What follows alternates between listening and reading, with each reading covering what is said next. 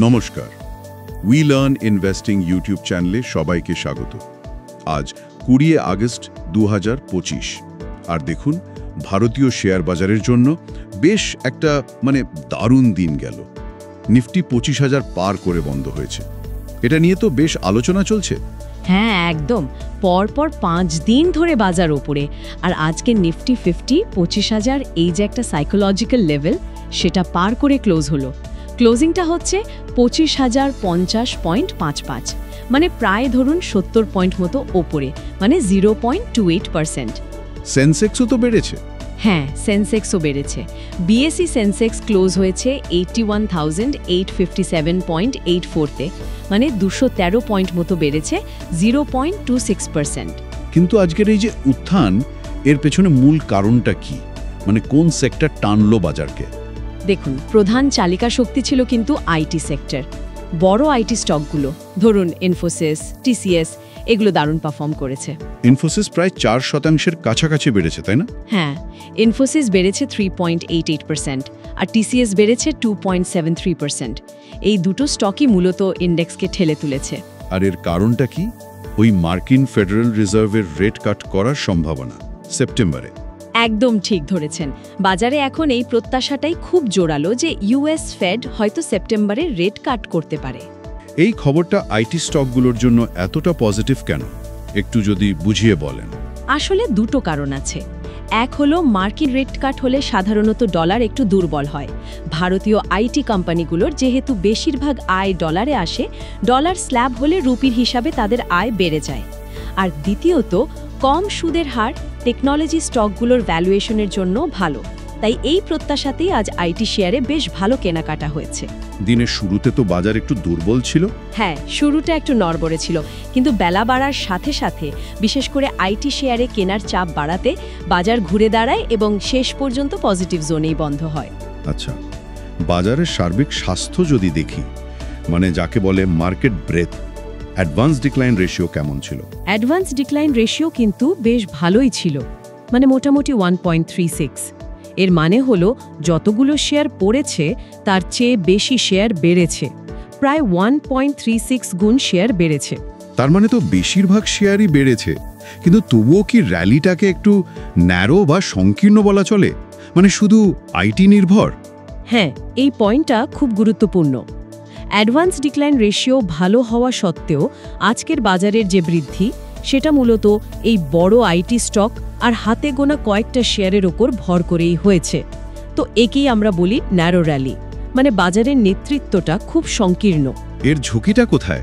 ঝুঁকিটা হলো concentration risk. যদি কোনো কারণে শুধু এই কয়েকটি লিডিং শেয়ার বা লিডিং সেক্টর, যেমন আজকে আইটি, পড়ে যায়, তাহলে পুরো সূচকের ওপর তার বড় প্রভাব পড়বে, যদিও হয়তো বাজারের ভেতরের অনেক শেয়ার ভালোই করছে। বুঝতে পারছি। মার্কেট ক্যাপিটালাইজেশন প্রায় 2 লক্ষ কোটি বাড়লেও এই সংকীর্ণতাটা একটা চিন্তার বিষয়। একদম। আর এনএসই ক্যাশ মার্কেটের টার্নওভার কিন্তু বেশ ভালোই ছিল, প্রায় 4,53,000 কোটি। আপনারা শুনছেন উই লার্ন ইনভেস্টিং। আচ্ছা, এবার যদি একটু সেক্টর ধরে ধরে দেখি, আইটি তো দিনের সেরা পারফর্মার। নিফটি আইটি ইন্ডেক্স প্রায় 2.69% বেড়েছে। আর কোন সেক্টর কি নজরে পড়ার মতো ছিল? হ্যাঁ, ডিফেন্স সেক্টর থেকে একটা বেশ বড় খবর এসছে আজ।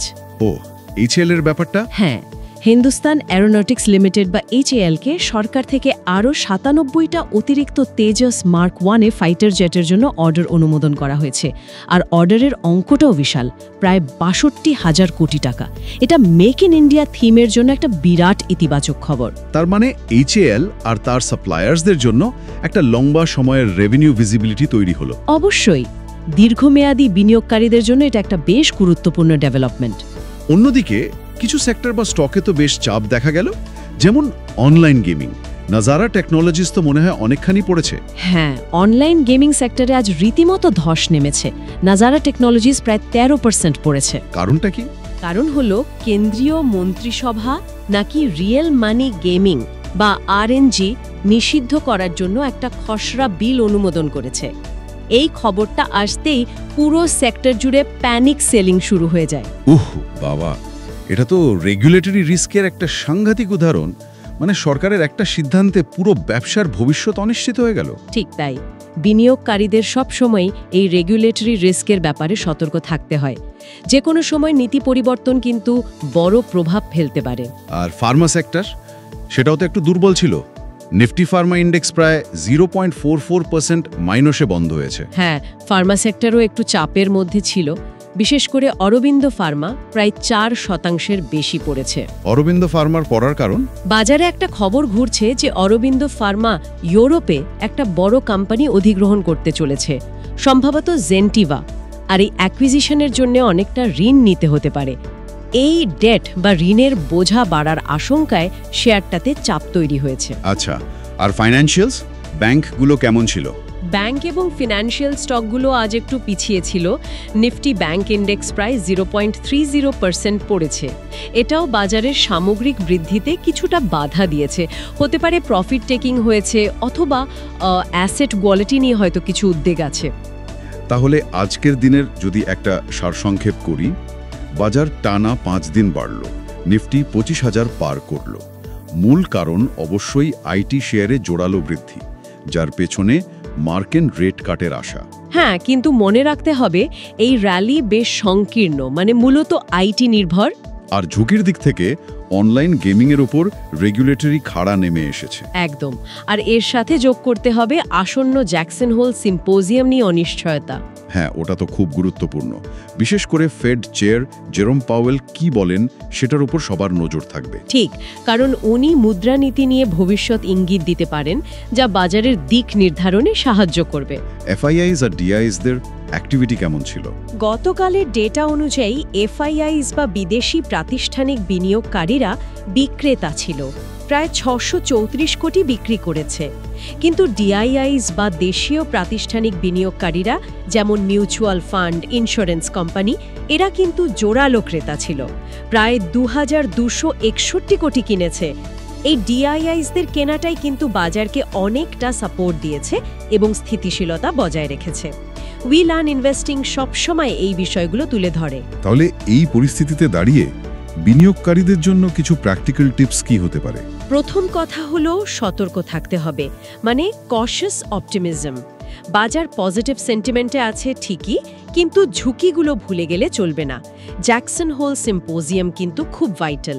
টেকনিক্যাল লেভেলগুলো যদি একটু বলেন, নিফটির জন্য সাপোর্ট আর রেজিস্ট্যান্স কোথায়? নিফটির জন্য এখন ব্লিজাইশিয়া সাপোর্ট দেখা যাচ্ছে 24,800 থেকে 24,850 জোনে, আর ওপরে রেজিস্ট্যান্স হতে পারে 25,100 থেকে 25,200 জোনে। আর ব্যাংক নিফটির জন্য?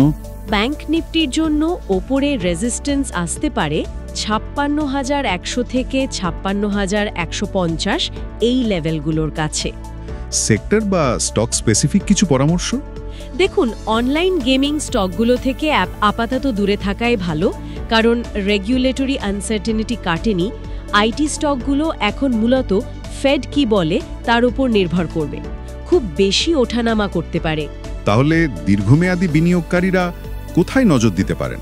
যারা লম্বা সময়ের জন্য বিনিয়োগ করতে চান তারা ডোমেস্টিক থিমগুলোর দিকে দেখতে পারেন, যেমন ডিফেন্স সেক্টর, এইচএএল এর এই বড় অর্ডারের পর, অথবা ধরুন জিএসটি সংশোধনের সম্ভাবনা বাড়লে এফএমসিজি সেক্টর লাভবান হতে পারে। আর কোনো সতর্কতা? হ্যাঁ, যে সমস্ত কোম্পানি খুব বেশি ডেট নিয়ে বড় অ্যাকুইজিশন করছে বা করার খবর আসছে, যেমন অরবিন্দ ফার্মার ক্ষেত্রে শুনলাম, সেই কোম্পানিগুলোর ব্যাপারে একটু বেশি সতর্ক থাকা ভালো। তাদের ব্যালেন্স শিট, ঋণের পরিমাণ, এগুলো ভালো করে দেখে নেওয়া দরকার। খুব ভালো বিশ্লেষণ। উই লার্ন ইনভেস্টিং সবসময় চেষ্টা করে সঠিক তথ্য আর বিশ্লেষণের মাধ্যমে বিনিয়োগকারীদের সাহায্য করতে। আজকের মতো আলোচনা আমরা এখানেই শেষ করছি। আমাদের এই আলোচনা শোনার জন্য অনেক ধন্যবাদ। শেয়ার বাজারের এরকম নিয়মিত এবং গভীর বিশ্লেষণ পেতে উই লার্ন ইনভেস্টিং ইউটিউব চ্যানেলের সাথে অবশ্যই জুড়ে থাকুন। ধন্যবাদ। আজকের মতো বিদায়। একটা জিনিস ভাবার জন্য রেখে গেলাম, বাজার কি ক্রমশ বিশ্ববাজারের ইঙ্গিতের ওপর, বিশেষ করে মার্কিন ফেডের ওপর অতিরিক্ত নির্ভরশীল হয়ে পড়ছে, নাকি দেশের অভ্যন্তরীণ শক্তি যেমন ডিফেন্স বা কনজাম্পশন শেষ পর্যন্ত বাজারকে এগিয়ে নিয়ে যাবে? এটা কিন্তু একটা বড় প্রশ্ন।